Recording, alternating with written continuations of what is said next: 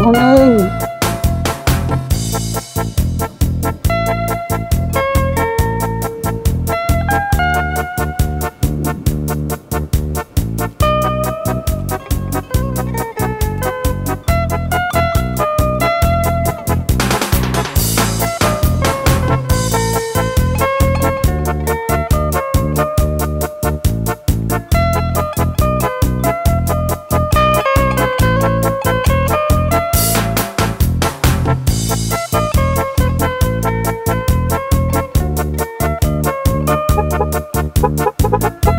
Saan motor mo?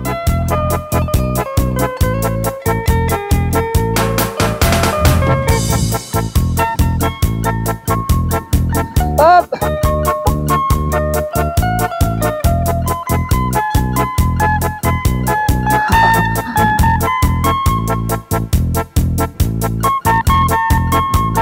Shout out sa inyong lahat dyan. Good morning mga ka-explore. Ito Kamtianhi po ito, itong dinaanan natin dito. Shortcut, punta tayo ng Luwakan. Good morning. Nasa loob po tayo ng Kamtianhi mga ka-explore. Ito yung dito, makikita nyo sa harap yan o, sa taas. Saka dito sa likod. Ito po yung Kamtianhi. Dito tayo dumadaan sa loob dahil ito yung malapit na shortcutan.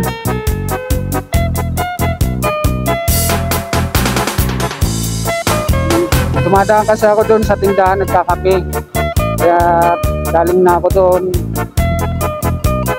Isang hotcake, almusal, ay dalawang hotcake yung binili ko, at 15 sa 30 plus kape 20, 50. Yan ang almusal ko. Tapos yung pang-snack ko naman another 50, 100 plus pagkain mamaya. Kaya isang araw po mga ka-explore, magastos tayo ng 200 pagkain lang. Hanggang tanghali lang yun ano. Iba pa yung ano, kaya 300 po isang araw ang pagkain. Tapos ang babala ng sweldo namin dito, minimum wage. Up!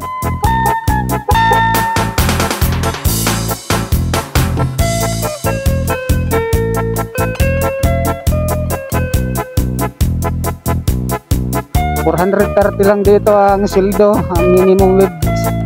Ngayon ang konsumo namin sa pagkain 300 sa araw, kaya may 130 na titira. Almost 1,100 na lang. 1,500 isang kinsinas ang matitira. Bibili ka pa ng gasolina ng motor, wala na. Sa loob ng 15 days ko, yung gas ko 1,000.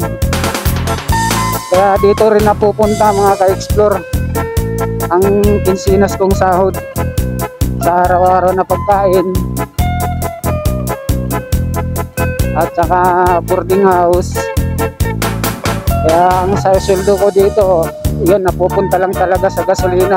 Tamang-tama lang.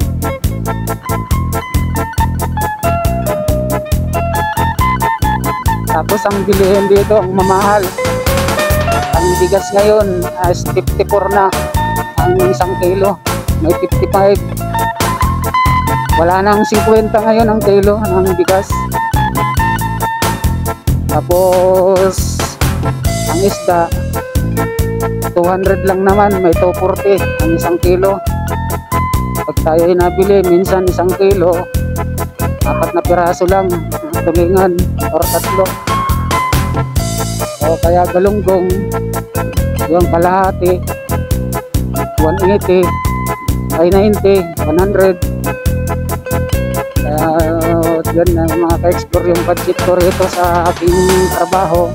Gasolina 1,000, pagkain sa 430 isang araw. Kung tutusin, yun na lang ang matitira, 30 pesos sa isang araw.